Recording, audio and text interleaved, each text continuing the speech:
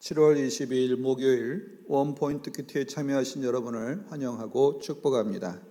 오늘 우리에게 주시는 하나님의 말씀은 출애굽기 15장 19절에서 27절까지의 말씀입니다. 다 같이 합독하시겠습니다.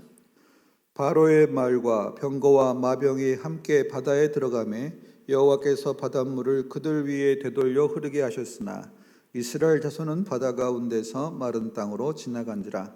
아론의 누이 선지자 미리암이 손에 소고를 잡음에 모든 여인도 그를 따라 나오며 소고를 잡고 춤추니 미리암이 그들에게 화답하여 이르되 너희는 여호와를 찬송하라. 그는 높고 영화로우시며 말과 그 탄 자를 바다에 던지셨음이로다 하였더라. 모세가 홍해에서 이스라엘을 인도하매 그들이 나와서 수르 광야로 들어가서 거기서 사흘길을 걸었으나 물을 얻지 못하고 마라에 이르렀더니 그곳 물이 있어서 마시지 못하겠으므로 그 이름을 마라라 하였더라. 백성이 모세에게 원망하여 이르되 우리가 무엇을 마실까 하매 모세가 여호와께 부르짖었더니 여호와께서 그에게 한 나무를 가리키시니 그가 물에 던지니 물이 달게 되었더라. 거기서 여호와께서 그들을 위하여 법도와 율례를 정하시고 그들을 시험하실세 이르시되 너희가 너희 하나님 나 여호와의 말을 들어 순종하고 내가 보기에 의를 행하며 내 계명에 귀를 기울이며 내 모든 규례를 지키면 내가 애굽 사람에게 내린 모든 질병 중 하나도 너희에게 내리지 아니하리니 나는 너희를 치료하는 여호와임이라. 그들이 엘림에 이르니 거기에 물샘 열들과 종려나무 70그루가 있는지라. 거기서 그들이 그 물 곁에 장막을 치니라. 아멘.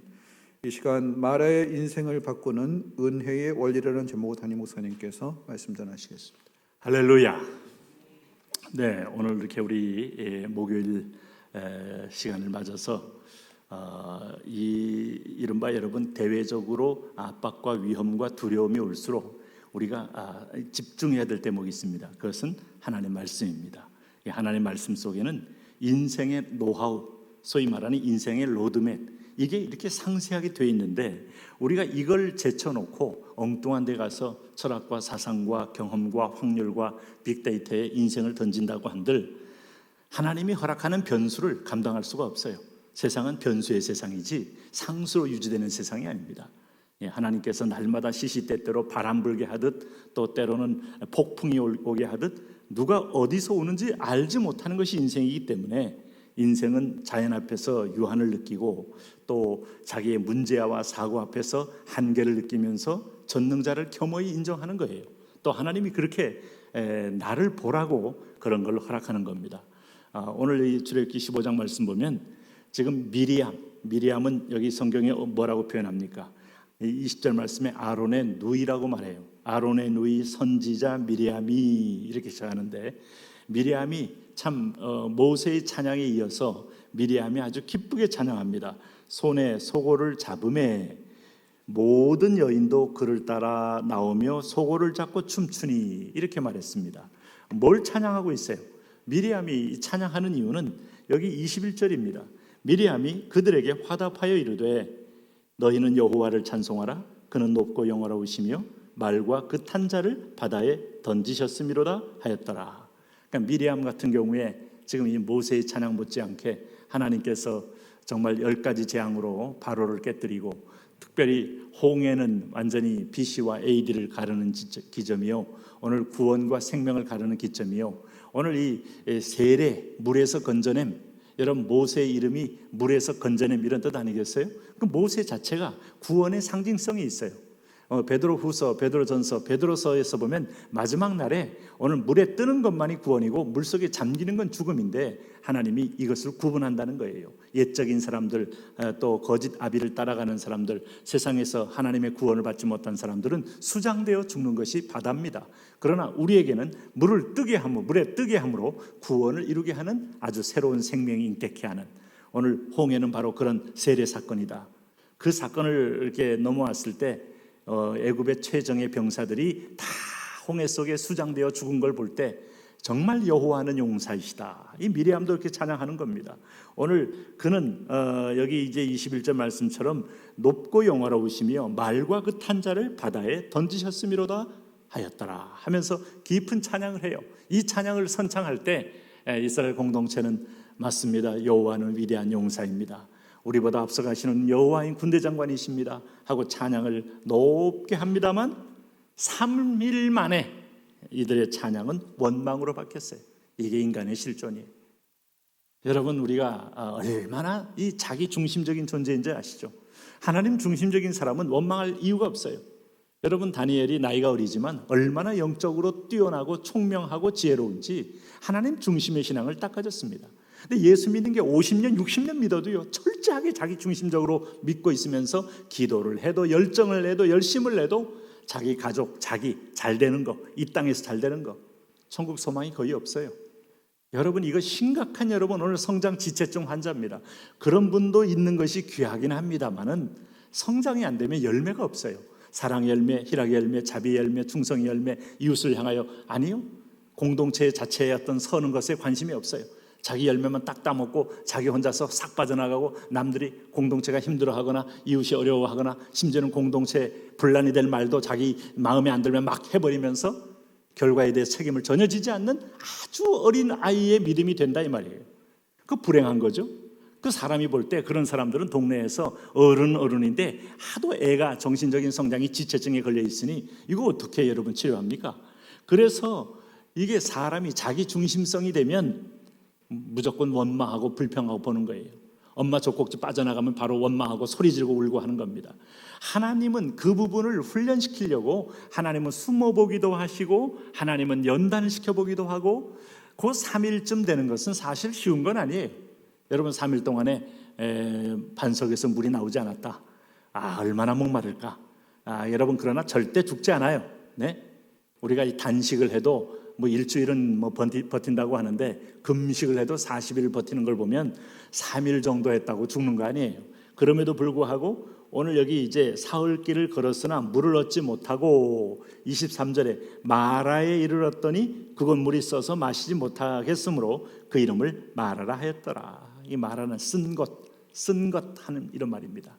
쓰다는 것은 하나님께서 우리에게 입에 단 것들은 되게 몸에 좋은 거예요. 설탕 말고요. 일반적으로 과일이 달거나 잘 익었고 도끼가 빠지고 오늘 생과일도 이게 쓰고 못 먹는 건 독이 있다는 거예요. 그 쓰다는 말은 독이 있어요. 삼국지에서도 그 남방의 병사들이 막 몰려갔다가 호수 안에 물을 마셨는데 쓴 물 먹고 독에 번져서 다 죽잖아요. 오늘 그런 면에서 볼 때 이 단물이 되었다는 건 찬물이 달다는 건 내 몸에 잘 맞고 아주 유용하다는 건데 이제 오랜만에 물을 발견했는데 이 물이 쓰다 이 말이죠. 그러니까 이게 이제 나무가 썩었는지 아니면 짐승이 들어가 썩었는지 물이 부패되어서 완전히 쓴말이 됐다 이거죠. 뭐 사막에서 신기루 보고 모래를 입에다 쳐놓고 결국 목이 막혀 죽는 2차 대전 때 그 병사들이 있었다고 하는데 이렇게 됐을 때 24절에 뭐라고 합니까? 백성은 일제히 모세에게 원망하여 이르되 우리가 무엇을 마실까 하며. 네? 자, 우리가 먹는 문제, 입는 문제, 자는 문제 아주 생존에 필요한 아주 형이하학적이고 감각적이고 손에 늘 닿는 문제인데 이 부분이 응답받으면 가장 희열을 느끼고 이 부분이 좀 충족이 되지 않으면 가장 짜증과 불평과 원망을 내요. 하나님은 조금 더 요걸 통과해서 보이지 않는 세계, 보이지 않는 하나님 말씀이 이 문제도 해결하는 것을 믿어라 이겁니다. 여러분, 마태복음 6장 33절 말씀 믿으세요? 저도 이거 믿기가 쉽지 않더라고요. 너희는 먼저 그의 나라와 의를 구하라. 그리하면 이 모든 걸 너희에게 더하여 주시리라.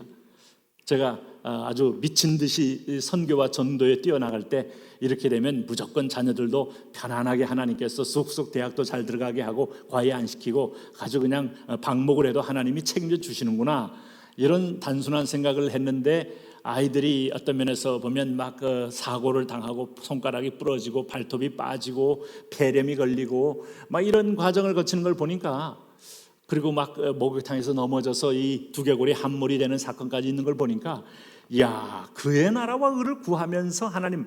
근데 결론적으로 그까지 가보면 하나님이 키워요. 맞아요. 맞는데 인내가 필요해요. 여러분, 아브라함이 인내가 필요해요. 왜냐하면 믿음은 시야를 넓히는 거기 때문에 눈에 바로 그랬더니 지난번 아우리 집 갔다 왔더니 바로 이번 주에 갑자기 돈이 더 들어왔다. 그리고 갑자기 온 가족이 안 풀리던 문제가 풀렸다.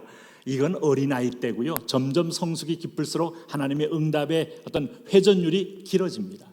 그래서 그 사이에 말씀을 붙들고 소망으로 기다리라는 거예요. 왜? 우리가 영원한 천국을 기다리는 사람들인데 이렇게 훈련이 되어야 천국 소망의 사람으로 우리가 변화되지, 안 그렇고 이 땅이 전부인 것처럼 하는 사람은 눈이 벌겋게 돼서 어디에 돈을 쌓아두나, 어디에 내가 안전 보장을 위해서 내가 벽을 쌓아두나 하다가 순식간에 졸지에 망하는 거예요.